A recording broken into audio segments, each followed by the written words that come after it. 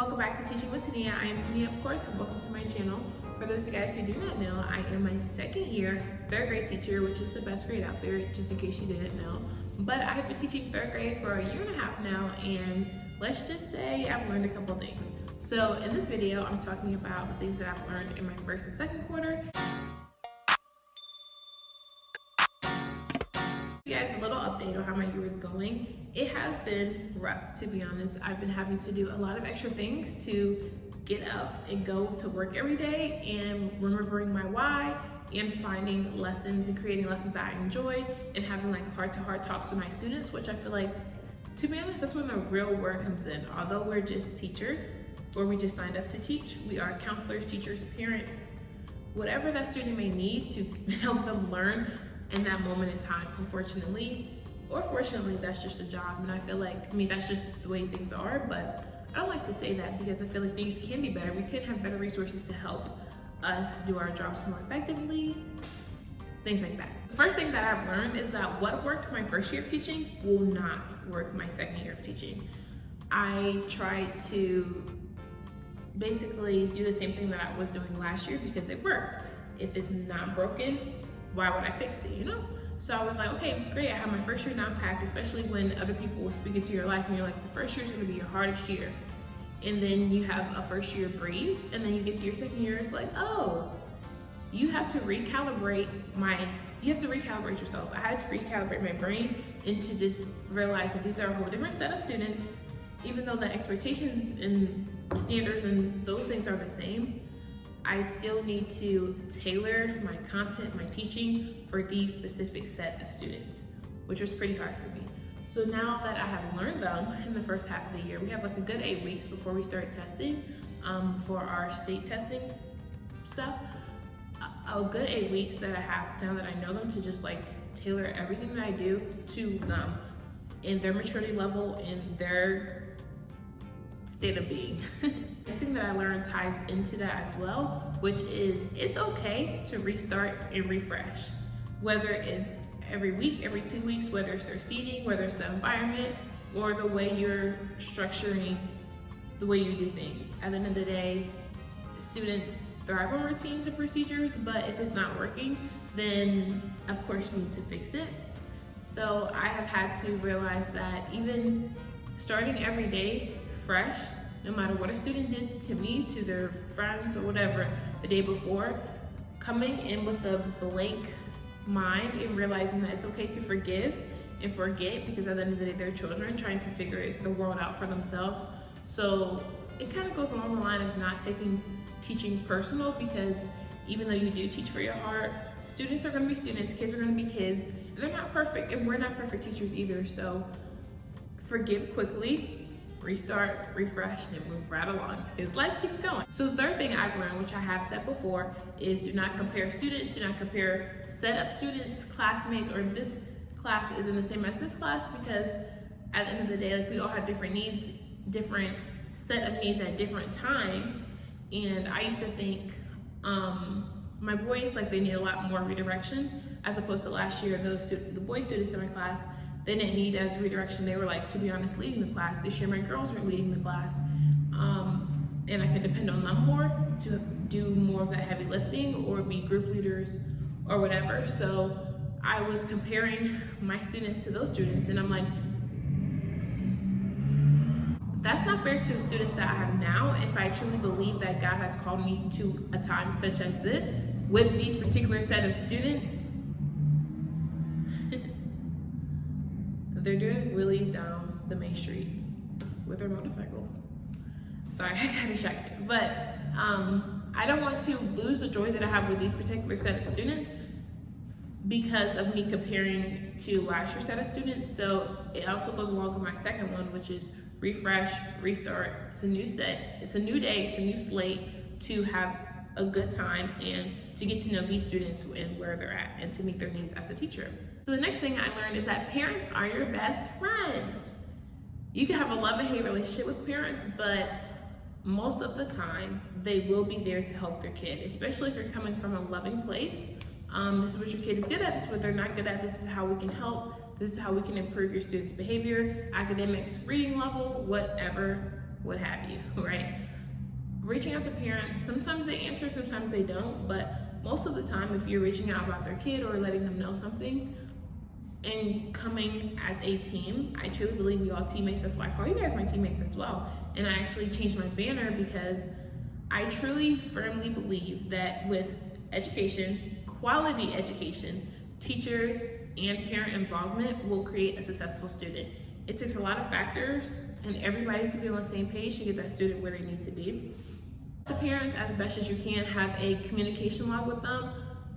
I've had to realize that some parents will answer, some parents will not, and at the end of the day, like when parents come to me, try to be like as open and honest as I can about their child behavior, development, whatever, as they progress in their learning through the class, or even being honest and saying, hey, please do this extra worksheet because this student did not get this skill today. At dismissal times where I see parents face to face, I'm more of a face to face type person. We can email, talk, text all day, but I want you to be able to see your child's work and come into our class and basically come into their environment, which they come here every day, right? So I actually had a parent, especially as we ended the second quarter, come in and it was the first time in our classroom. Even though I've reached out multiple times, it's the first time in our class this week as quarters are ending because this friend wasn't doing so good in my class, and I was able to grab that parent and say, hey, this is how we've been doing, even though doing progress reports and other things, I've been reaching out. So she finally came in and was like, oh my goodness, I really appreciate you not giving up on me and my family and allowing yourself to. The student scribbled all over the paper. And she was able to see what what her child had done, because I think sometimes it could just be hard, especially if that's your little sweetie pie, it could do nothing wrong, but at the end of the day, we're all growing. So yes, your kid can be doing something great and be doing something wrong. At the same time, I call home for positive and negative things, but having that parent communication is key. They are your best friends. And actually this year I have a lot more, not comparing, but I have a lot of good parents this year that I'm sending stuff for class parties. Although I don't think I've vlogged that as much this year, but class parties, anything extra we need for the class, sending out a note, and they're more than able to supply us with that, especially if it's their child's education. They're like, Ms. Brown, let me know if you need anything. So parents have been a huge help this year, and I'm super grateful for that. When interacting with students and building student relationships, if students sense that you're frustrated, it's like they can smell blood, to be honest, because they will keep getting on your nerves, And at the end of the day, it's us as adults in the classroom to regulate our emotions. And I just had one of my coaches come in for the middle of the year conversation and observation, and she complimented me on how much that student from the beginning of the year to now has grown. And of course, it's maturity level, they get to know your systems and procedures, but I have really been intentional with this particular student because it was affecting everything else in the classroom. But to know that in the trenches, you don't see the work that you're doing, but for her to have not been in my class since the first week of school to now, shows that this investment, time, energy, and effort that we're doing as teachers and our ministry as teachers, it is worth it for the next generation to come. So don't be afraid to switch things up. As teachers, we are in trial and error, and I have seen some veteran teachers get so complacent at their job that they don't change anything. They are stuck in their ways and they're not doing what's best for the kids because this is the way they have always done it. Teacher that's in special education, she's been teaching for 48 years. 48 years, I cannot even imagine or fathom. But she talked about just like every year starting with a clean slate, which is basically what I just said, and then on top of that, being willing to learn. Yes, we're teaching our students, but they're teaching us a lot as well, and being able to take their lead and realize, okay, this is what they need, and this is what they may not need, even though you have tried it. And there's so many strategies and problems of practice that you can do in a textbook, but until you're actually in the field, in the classrooms with us, you really truly don't have a heartbeat on education or what actually is going on in the classrooms. And yes, it may vary from state to state, district to district, but nonetheless, Education is education. The way you educate well based on your school's philosophy and district's philosophy is basically the same. Next one is do not have all the authority in your hand. And this has been super hard for me in what I'm going to be changing in the second quarter, because I've stressed student leadership, and to be honest, in some instances my students have lost my trust, not being able to do things correctly. So I have had to take that trust back, especially as in December. So now that I'm the end of January almost, I am trying to relinquish that control back to them. I've had to learn, even my coach told me this as well during that phone call, your authority in the classroom is not like a pie. If I give it away to all these students, then I'm not gonna get it back. Like, that's not the case at all. But instead, your authority, giving that to other students, it empowers them and makes them trust you more and have more authority, because, oh, look, the strategies, the tools that I'm using, I can actually do it myself. And giving students time to grapple with ideas, even though they might not have the full concept, and then come back and reteach, or even review, reteach, or go to the next step. Like, there's so many things that we could be doing that I've had to learn that it's okay if I don't have all the authority in my hand, because it gives me a chance and other students to grapple with hard ideas, especially because, like I tell my students, the third grade train is moving. Either you're on it or not. And I don't want to leave students behind at all, especially because I tailor them in small group. But it's a level of expectation that has to continue to rise so that the rigor and our students are able to be successful human beings later on in life. Last but not least, I have learned that system and routines are your friend. Even on the worst days of teaching, because my systems and routines have been in place, they have caught me and my students from literally falling apart. My students automatically know what to do when certain timers go off, or after we finish this lesson, what are we doing? That has saved me tremendously, and I will definitely be taking that into the second quarter. So speaking of the second quarter, now that we're here, I can see the light at the end of the tunnel. Our school gets out in June. Comment down below when your school gets out. And it's basically like 60 more weeks, the whole semester, whatever. But those fly by super quick, especially with all the standards that need to be taught thus far. And I don't have that much time with my students. And low-key, that's making me really sad, because you get to know them. They're your babies and kids for a little bit, your students, and then they just fly away to fourth grade.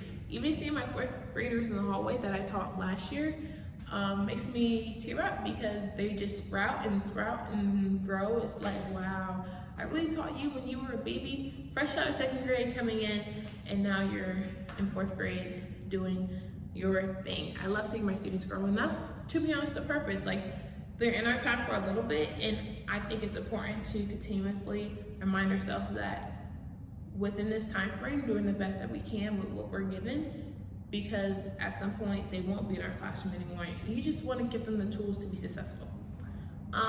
But this next semester, I will be relinquishing control again, because I had to take that back. I will also be allowing my students to be mini teachers and giving them more ways to express themselves. This gives me butterflies just thinking about it, because I have a certain way and structure that I like to run my classroom, but learning is messy, learning is loud, learning can be chaotic, and that's okay with me. We have a lot more things that we need to get done. I know that doing it in more of a group setting and with partners will be better. So pray for me on that one as we continue the year. But also, I have been setting more teacher boundaries. I'll probably be doing a video on that soon. Creating rhythms and routines to make sure that before I even step in the classroom, I am good to give my all to my students. Now, I know everybody has lives at home and different situations, so you can only give 50% some days, 70% some days, but as long as your students are learning and getting the standards that they need to be successful, which in turns the skills they need to be successful, I truly believe that this next semester is probably going to be the best yet. I have a really good feeling about it now that I have my feet under me and that my students and I have a better relationship. I'm looking forward to this third and fourth quarter.